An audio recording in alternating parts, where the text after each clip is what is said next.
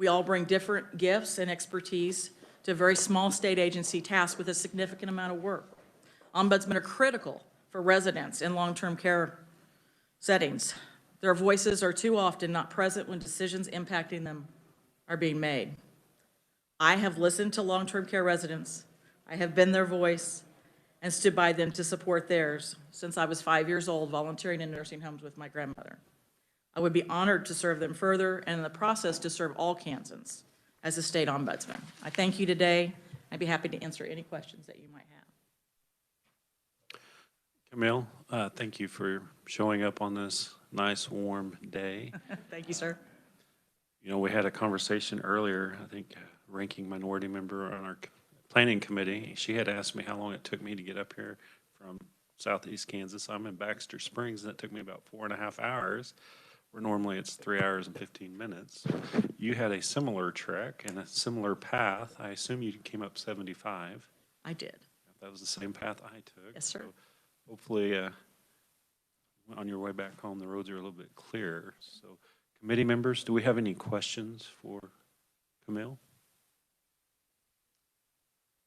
Wow, Camille, you did a fantastic job on explaining. And all right, Senator O'Shea. Thank you, Mr. Chair. I'm the one that emailed you and said, yeah, the aging services is some background. So I know ombudsmen do a great job of representing the individual, and I also know that nursing homes deal with a lot of regulations, and it's been my experience that they're just trying so hard to meet all the regulations and expectations. So how do you intend to balance that, knowing that they're doing their best and a little bit in over their head with all that's required of them? I said before, I said it's extremely complex business. It is. It's a hard business. And what we find when we go into nursing homes is that we do find that for the most part, the people that are working in there are really struggling and doing their best to do a good job. The residents indeed also are struggling, and they want to support the people that are caring for them as well. We hear that overwhelmingly too. And so what I would intend to do is to really work together, like I said before, with the industry itself and say, look, these are the regulations of your business. And so instead of we can't do something, let's figure out how we can do it for everybody's best interest. Okay? Committee, do we have any other questions? Senator Baumgartner. Thank you, Mr. Chair, and thank you so much for being here today. So I know that from a legislative standpoint, we've had tremendous frustration with what seems to be the lack of early effort with KDADs in helping our long-term care facilities in their training and being ready. So when essentially the state was shut down in March, there had not been training within the long-term care facilities. And when we had a hearing in the summer, we were told that, well, they didn't have to because CDC didn't require that until July. So did you receive calls about that, or how might there be a better partnership with KDADs providing assistance in concert with Kansas Department of Health and our long-term care facilities? It's actually a goal I have to see us work more together instead of less. I think we can have better communication, but at the same time, I don't think any of us were prepared for this pandemic. I don't think any of us knew what all the changes that were going to have to occur. And I applaud the people that work in the homes, the people that live in the homes, the people that regulate the homes, you all as you're trying to, figure out the next best things for everything that they've done in that regard. I will say that infection control has been something that should be in place all along, and those kind of protocols. And so we've seen homes do a really good job of that, and we've seen a few that have not. And that's just the truth of the matter.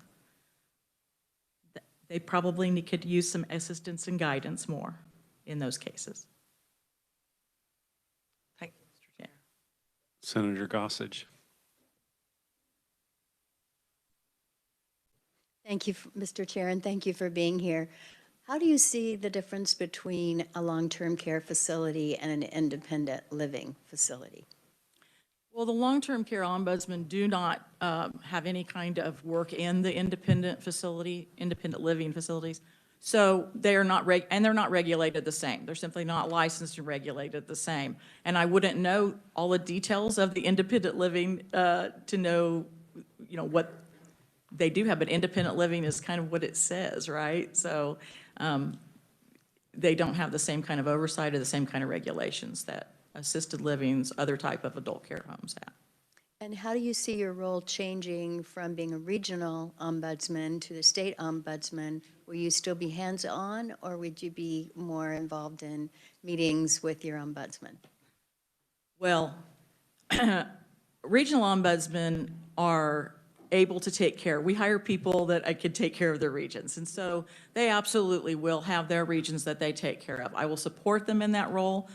Obviously, I hope to get to talk to all of you more in this role than I did as a regional role. So I think that they will do their jobs. I expect fully they will do their jobs. They will come if they need assistance, and we will support them in that role. Thank you. Okay. Senator O'Shea, and then Senator Petty. Thank you, Mr. Chair. Tell me if I'm overstepping in this question, but I'm curious if you'd like to get ready. No. Are you able to share your opinion about long-term care facilities being taken out of the liability protections?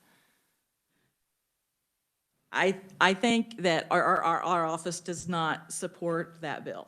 That's what I would say today. Thank you. Senator Petty. Thank you. And thank you so much for being here and for the work that you've done in the past and are looking forward to doing in the future. I was wondering if you might comment on the fact you earlier said that in our nursing homes that you see that they're putting forth a great effort, and so are the people that they employ, as well as the residents that live there, and the residents support the staff. I mean often if you have anyone that lives in a nursing home, they'll talk about their primary care person that they come in contact with every day because they become very close to them.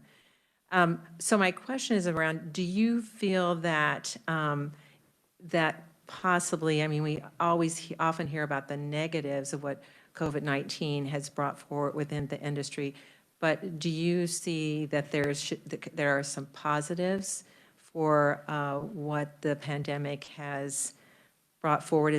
You mentioned earlier about care and about, I'm just wondering about that from the training perspective or care perspective. Do you see that now there's maybe a greater emphasis on some areas than there might have been before? Well, I hope going forward there will be. I just hope there will be. The folks that are doing a good job are doing an excellent job.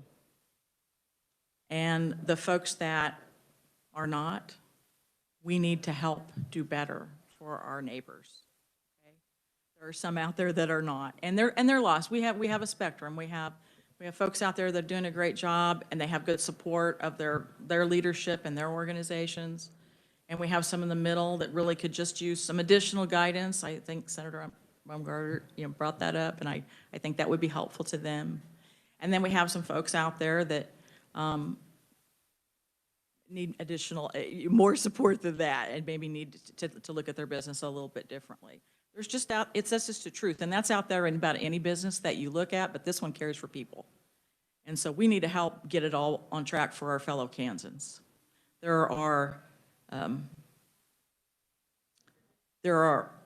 hear every day frustrations, more so during this pandemic, from the people who work in the homes, in addition to the people that live in the homes, with them not getting the support they need. And I don't mean that in all facilities, I mean that in some facilities, okay? So we need to make sure that good decisions are being made for our Kansas citizens, and that people understand they're making decisions following the regulations that they've agreed to for the business that they're in, and following our state laws. And if they do that, I think everything will be good. If people are treated with dignity and respect at all levels, we're happier. I just have a follow-up. When you talk about not getting support, are you talking about the workers not getting support or the residents not getting support? Yeah, there are cases where, I'm sure, hopefully I'll get a chance to talk about this more in the future with you. But I think it's really important that we recognize that we have a lot of entities that are no longer owned by Kansas businesses. And they are making decisions and policy across the country that really conflicts with, quite frankly, the regulations and law.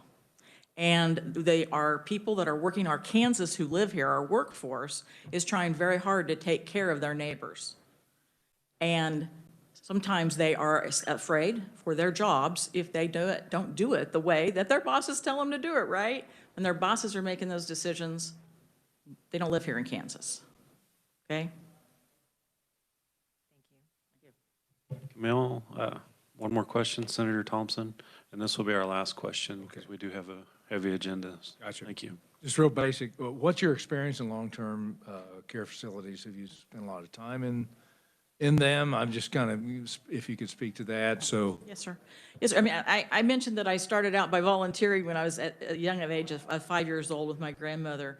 And for the past 5 years, I have been a long-term care ombudsman who goes into homes on a regular basis. And so my observation and what I say to you really is what the residents have said to me and what my eyes have seen, sir. Thank you. Camille, thank you for your travels up here, and thank you for presenting in front of us. Committee, we will entertain a motion at this time. We have 3 options whenever we have a confirmation hearing. First option is to recommend to the full Senate. Second is no recommendation, and the third is to not recommend. So at this time, we will open the floor for any motions. Senator Petty. I'll make a motion that we recommend to the full Senate. Positive recommendation. I have a motion on the floor by Senator Petty to recommend Camille to the State Long-Term Care Ombudsman. Do we have a second? I have a second by O'Shea. All those in favor, say aye. All those opposed, same sign. That motion was carried. Thank you, committee members. Camille, thank you. Now we will open our hearing on Senate Bill 120, establishing the Joint Committee on Child Welfare System Oversight. And first up to explain the bill, we'll have Jenna Moyer. Jenna, welcome to the committee and thank you. There you go. Just had to unmute myself. Good morning, Mr. Chair, members of the committee. And I'm trying to pull it up. There we go. Okay. Senate Bill 120 would establish the Joint Committee on Child Welfare System Oversight. And this bill creates a new section of law. And in that new section of law, this Joint Committee would be established. Subsection A lists the tasks that the committee has to review, and I'll briefly just go over them, and we can get more into details if you would like.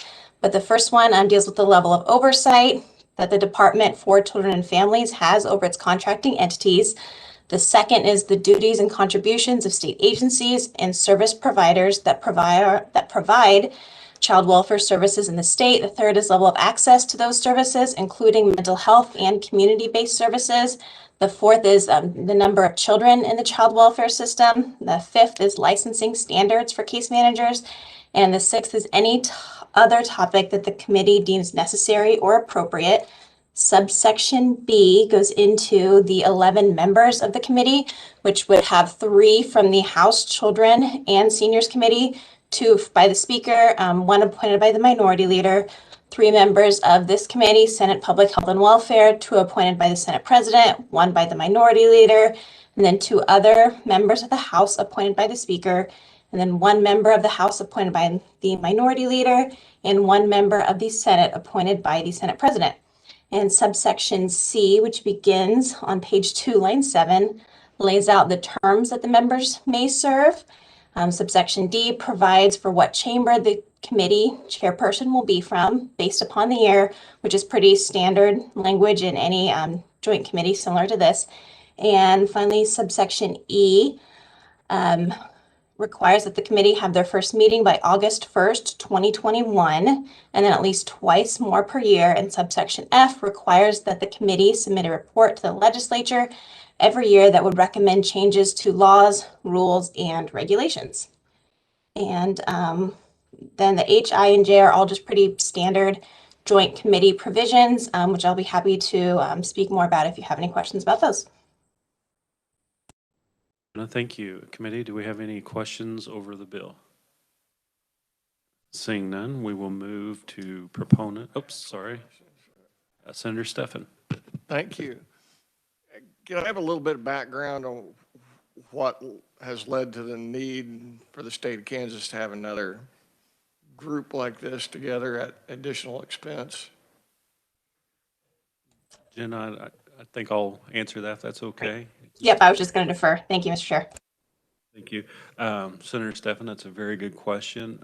Unfortunately, there is very little oversight. The only oversight that the legislature has currently on KDHE or KDADS or DCF is while we are in session. That's for 90 days. Having this extra joint committee will give a little bit more oversight and accountability. We just recently came off of a class action lawsuit that our foster care system has been in turmoil. We just recently learned through the media, not as legislators being told or informed, that we have a issue with one of our providers, serious issues, fraud, workers taking advantage of youth. This is something the legislature should have oversight on and should be knowledgeable on it to make better decisions. And when we're in session for 90 days, it's just nearly impossible for legislators to have that opportunity to react.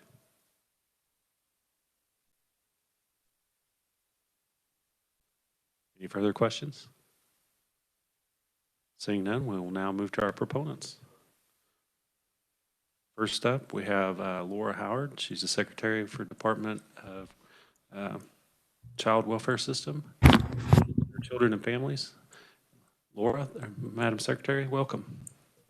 Good morning, Senator. Thank you. And thank you to members of the committee for the opportunity to speak just for a few minutes here in support of this legislation, creating a committee on child welfare oversight. When I came back to state government after being gone for a few years, one of the things that was most valuable to me stepping into this role as secretary was the work that had been done over several years by the foster care task force.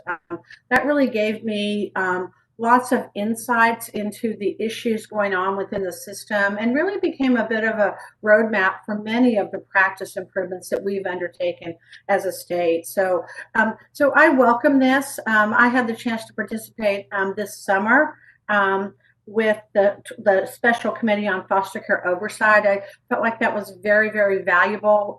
And again, we're already implementing many of those practice improvements.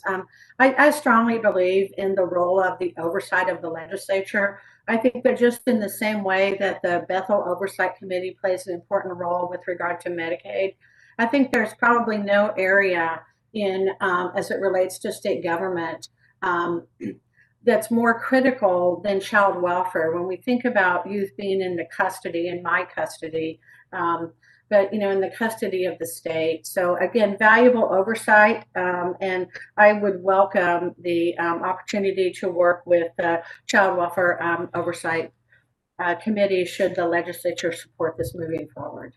Thank you very much, Mr. Chairman. Thank you, Madam Secretary. And committee members, do we have any questions for the Secretary? Senator Petty. Thank you, Mr. Chairman, and thank you, Secretary, for being here. In the bill, of the duties and responsibilities, there was one area that it said that there would be and it was number 6, any other topic the joint committee deems necessary or appropriate. Do you see other areas that would be, might be considered here? When it gets so broad, I'm always a little concerned about that, so I'd like your input.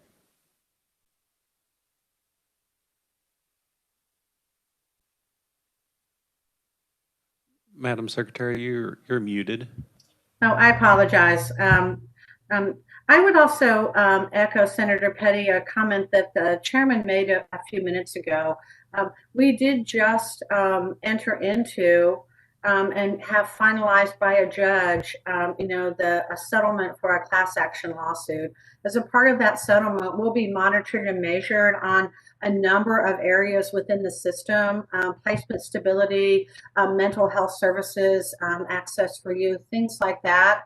So when I think of, other topics the committee deems appropriate, it would seem to me very appropriate that the committee would review those reports, review the entities we're working with in terms of the ongoing measurement of our progress under that class action litigation. That's the first thing that comes to my mind, Senator.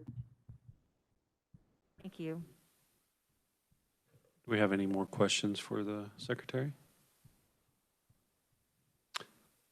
Seeing none, we will, Madam Secretary, thank you for your time and for your testimony. Thank you.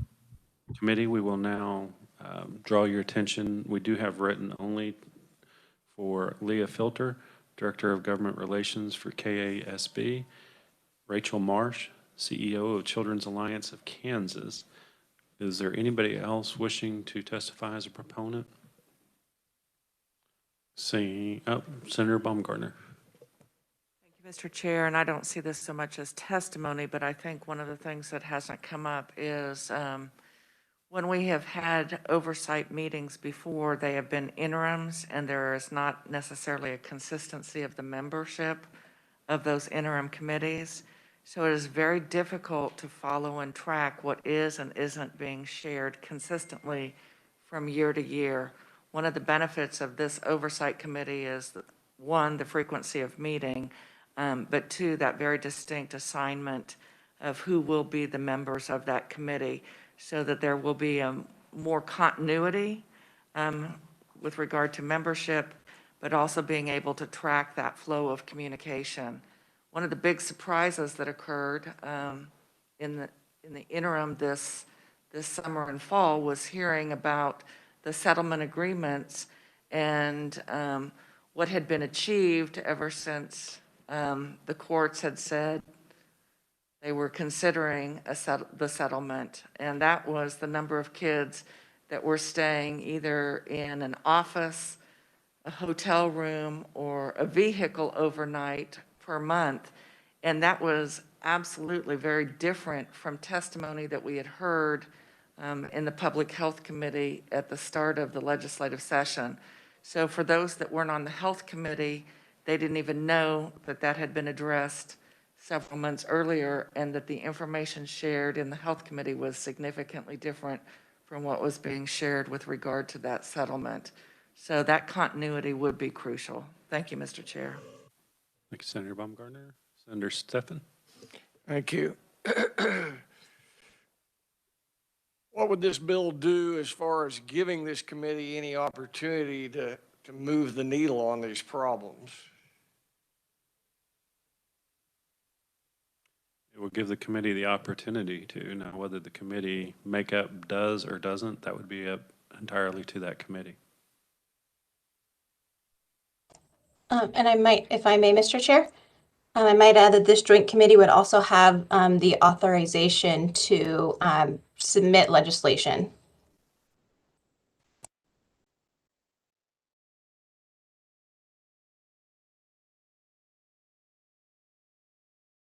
Do we have any further comments on this? Okay, not seeing any. We do not have any opponents. Is there anybody here that would like to testify as an opponent? Okay. We have no neutral Is there anybody here wanting to testify as a neutral? Okay, not seeing any. We will close the hearing on Senate Bill 120. And committee members, I will plan on working this bill probably, if we have time allotted, tomorrow or Thursday. So if you have anything that you would like to amend, please get with the reviser and let them know. Moving to our next item on, Senator Petty. I'm sorry, and I should see this. Could you, or Jenna, remind me where in the bill it says how often this committee will meet in the interim, or does it say, or would that be approved by the LCC?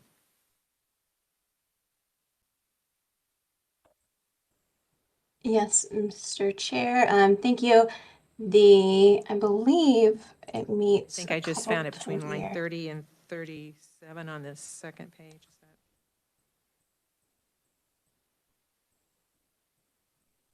Yeah, so it would require at least once for 2 consecutive days during each third and fourth calendar quarters. And then twice during the session. And it's not to exceed 6 meetings. And so that would be subject to approval by the LCC. In addition, so essentially what would be in here would be the 2 meetings. And then after that, the LCC could approve additional days. So it would be like the CanCare oversight in that it would have meetings during the session as well as outside of the session. If it were passed in its current form, it would have 2 meetings during these, I mean, the April meeting, I guess, could be during your April break, but 1 in January, 1 in April, and then at least once for 2 consecutive days. So, twice in October, twice in November, whenever during the interim. Thank you. Committee members, with no further discussion, we will now move to our next item of business. The Kansas Guardianship Budget Program. Did everybody have a chance to soak that in, review it, come up with recommendations? And just as a refresher, Senator Erickson will be the one reporting to the Ways and Means Committee on our findings. So, what is the will of the committee? Senator Petty? I'll make a recommendation that we go with the governor's recommendation for the Kansas Guardianship. Okay. We have a motion on the floor by Senator Petty to recommend the governor's recommendation to the full Senate Ways and Means Committee. Do we have a second? We have a second by Senator Holscher. Do we have any comments on this? Seeing none, all those in favor say aye. Aye. Those opposed, nay. The ayes have it. Committee members, we will now move to the budget for Commission on Veterans Affairs. Do we have any motions on this? Senator Petty. I'll make a motion that we follow the governor's recommendation. Do you want it for both years? Yeah, this one probably needs it for both years. So we have a motion on the floor by Senator Petty to recommend the governor's recommendation for fiscal year 21 and fiscal year 22. Do we have a second? Second by Senator Thompson. Do we have any discussion? No discussion. All those in favor say aye. Those opposed, nay. The ayes have it. Okay, committee members, we do have a few minutes that we can do a little bit of final action, but before we go to that, could you please make sure that your packet for Camille is turned in, please? Senator Thompson. Does that include the information only for Camilla? Okay. not the other comfort.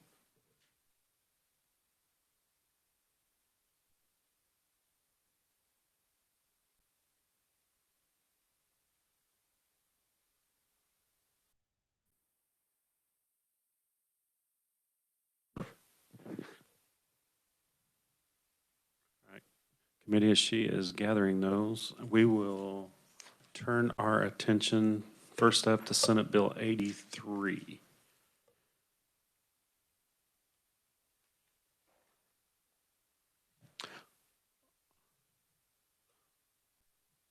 What is the will of this committee on Senate Bill 83? Mr. Chairman, can we have a update on 83 or review on 83? Jenna, would you give the committee an update on Senate Bill 83, please? Yes, sure. As you may remember from last week, Senate Bill 83 concerns the State Child Death Review Board, and it would allow this board some exceptions that the proponent went into in depth relating to the strict circumstances under which that board could release some of the confidential information that board is entitled to. Some of the more notable ones were law enforcement agencies and prosecutors like county or district attorney's offices, as well as an organization so that they would be able to put that information into the information sharing related to the national board.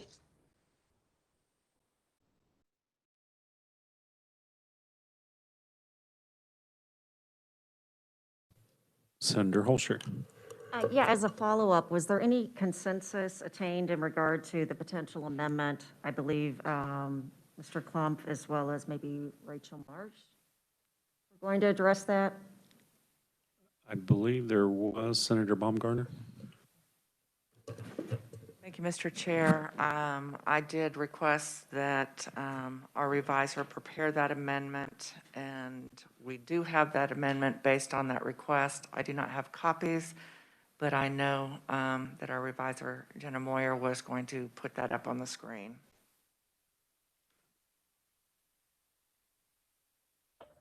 All right, so if the committee is ready, then I will attempt to share my screen of just this information.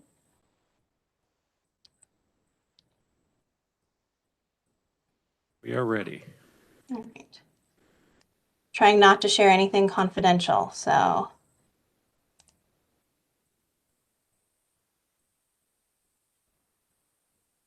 83. So you should be able to see that, hopefully. Make it a little bigger. All right, can everyone see that okay? Jenna, would you mind increasing the magnification on that? I don't know if anybody else can read it, but I just see a bunch of black. I just sent it to our committee assistant. Okay, thank you. And I'll also email this out. Let's see, because I can't quite see what I'm sharing. And so it's made as big as it can be on my screen.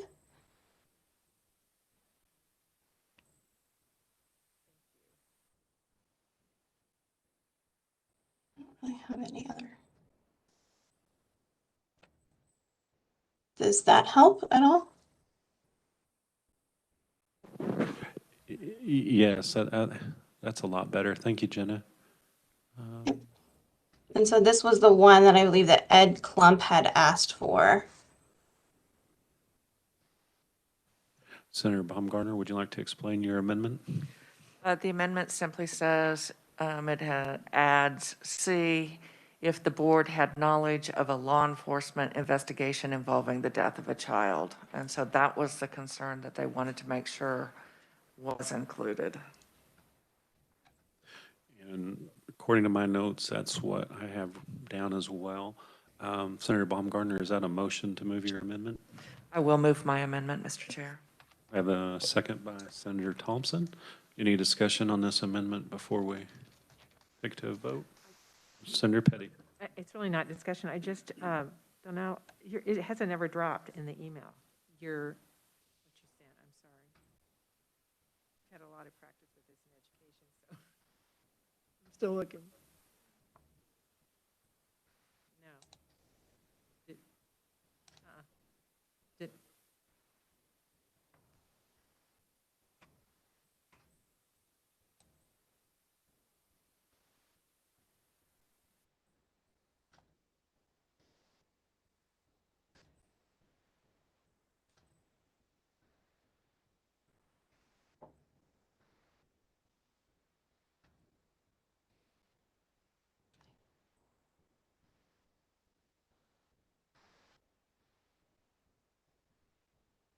ta-da. Thank you.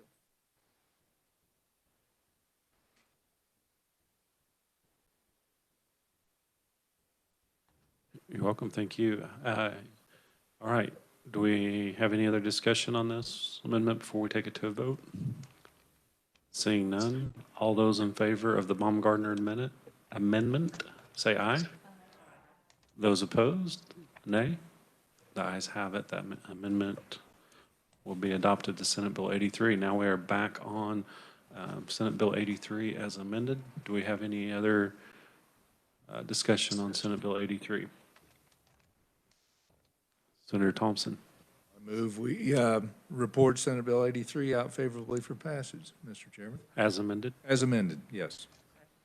We have a motion by Senator Thompson to pass out Senate Bill 83 as amended favorably, and a second by Senator Baumgartner.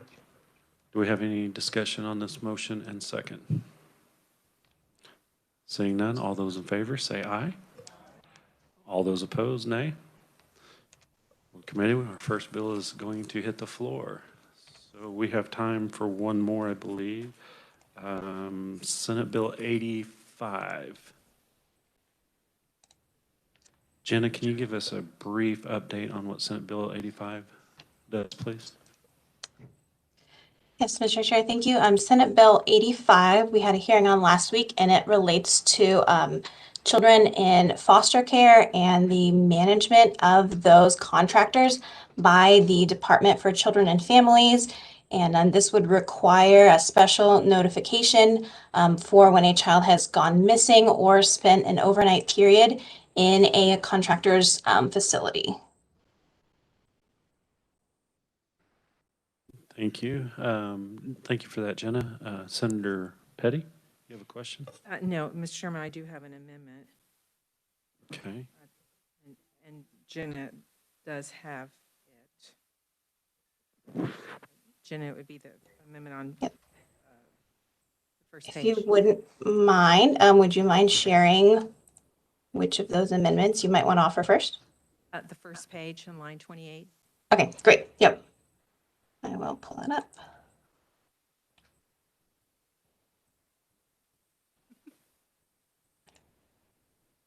And share.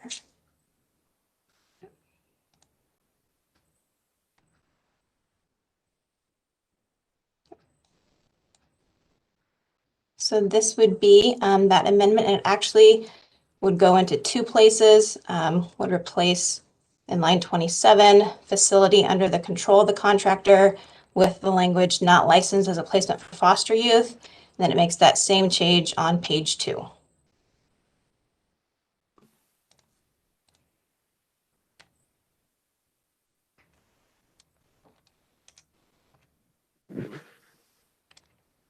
I'll speak to that if you don't mind, Mr. Chairman.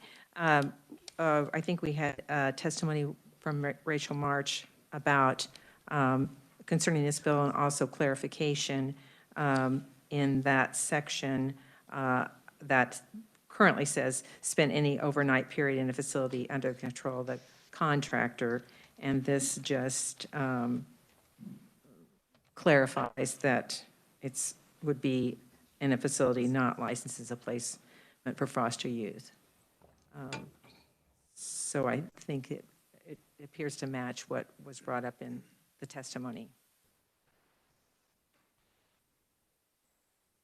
Senator Petty, was yours just the not licensed for residential care of children amendment? Not licensed as a placement for foster youth. Senator Baumgartner? Thank you, Mr. Chair. Is it the intention that this would also include vehicles? I don't think of a vehicle as a facility, but we certainly know that our kids have spent the night, our foster kids have spent the night in vehicles. Correct. I don't see that a vehicle, just as a facility, it would not be licensed as a placement for foster youth as well. The current language spent any overnight period in a facility. So this takes into what is currently licensed, and a vehicle would not be. But as you can see, the current language doesn't say vehicle either.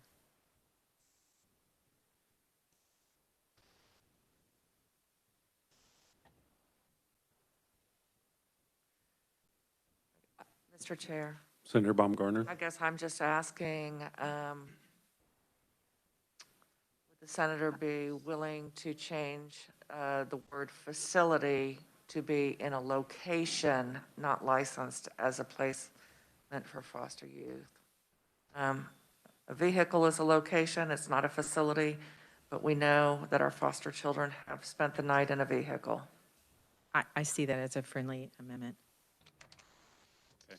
If I may just interject, I had a very similar amendment to Senator Petty's, except mine had an addition, but the wording that mine used was not licensed for residential care of children. Would that alleviate that concern of vehicles? I think it gets us, Mr. Chair, back to the issue of facility. And just to be clear, we want to make sure that children and the situations of children that are put under the care of the state, that there is as much transparency as possible. It was not until we had our interim meetings that we heard that kids were spending the night in vehicles. So we'd always heard that they occasionally were occurring in agency offices, but in the report, as far as the settlement for the class action lawsuit, it included that kids were spending the night in hotels as well as vehicles. So I don't want to be a nag about this, but I think since we know that vehicles have occurred, that is simply my concern about facilities. I'm sorry. Sorry, Mr. Chair. No, good discussion, and I appreciate that. And Senator Petty? I'm amenable to, Senator Baumgartner, say the words again. I think we have it right now where it says, spent an overnight period in a location not licensed as a placement for foster youth. Do we have any further discussion on this amendment? Okay. Senator Gossage?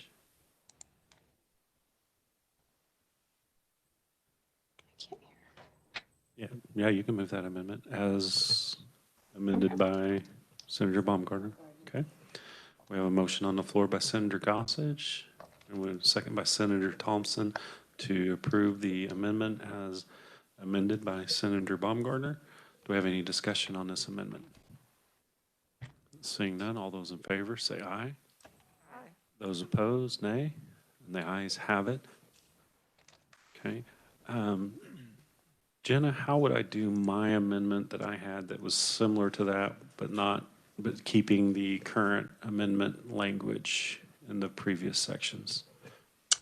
Mr. Chair, you can offer your amendment, and if there's parts that you want me to take out or add to, I can certainly do that. Okay, thank you. Send it, please. Okay, Donola is going to send that out. My amendment, we will strike out the first two balloons that say not licensed for residential care of children. So the only thing that my amendment would offer then is on page 2, it would strike lines 6 through 9. And in place, it would insert this language: the Department for Children and Families shall prepare an annual report to the legislature summarizing data, outcomes, and trends related to the children reported under this section. Such report shall outline efforts made by the department to meet the needs of children reported under this section and make any recommendations to the legislature to improve outcomes for these children.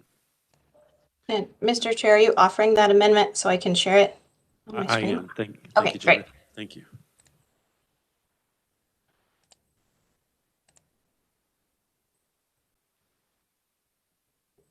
Like that.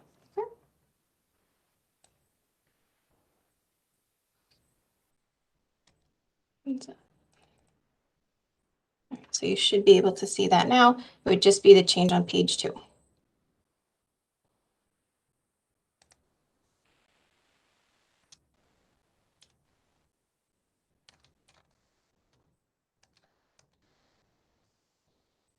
Jenna, that seems a lot less wordy than my amendment. But it starts Oh, out wait, with, yeah. this might be better. Sorry about that. Yeah, that looks like the words that I Yes. see in mine. Yes. My apologies. Do we have any discussion on this proposed amendment? Senator Baumgartner. Thank you, Mr. Chair. I'm just curious, do you envision, should we have passage of Senate Bill 83, that perhaps that oversight committee would receive quarterly updates? That would be correct, yes. Thank you. Any further discussion? Seeing none, I will move, Senator Petty. Okay, so now just so I'm clear, are you changing the you've changed you passed an amendment to change the language on page 1 in line 27. So I'm looking at your amendment. Is your amendment now changing that language again? No, Senator Petty, the first 2 balloons are stricken, and then the only thing in my amendment is the last balloon. Thank you for clarifying that for me. I'm looking at the amendment. You're, Talking about the larger box about the department proposed. that is correct. And Senator Baumgartner. Yeah, it'll take me a minute to delete all of that, but it'd just be for the changes on page 2. So did Senator Baumgartner ask to offer a friendly amendment to this amendment? No? We can't because 83 is not passed. Okay. Right. It was just a clarification. If it were to pass, is that what he envisioned? Do we have any further discussion on this amendment? Seeing none, I move my amendment. I have a second by Senator Thompson. All those in favor, say aye. All those opposed, nay. Okay, we are now back on the underlying bill. Do we have any further amendments or any further discussion? Senator Petty. Well, I just mentioned that I had an amendment for the same section that you just amended. And it was based on some of the testimony from Rachel Marsh, but I think your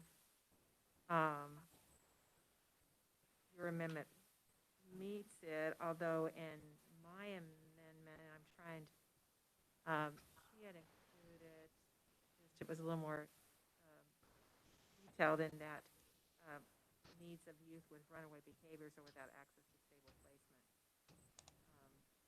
I guess this would be inclusive of that. That's the population that is the most difficult when we're talking about children in foster care and the ability to be able to locate stable placement for them because of their high needs. So I'll just add my thoughts there. Thank you, Senator Petty. Do we have any other discussion, or Senator Gossage? I move that we pass the bill favorably out of committee as amended.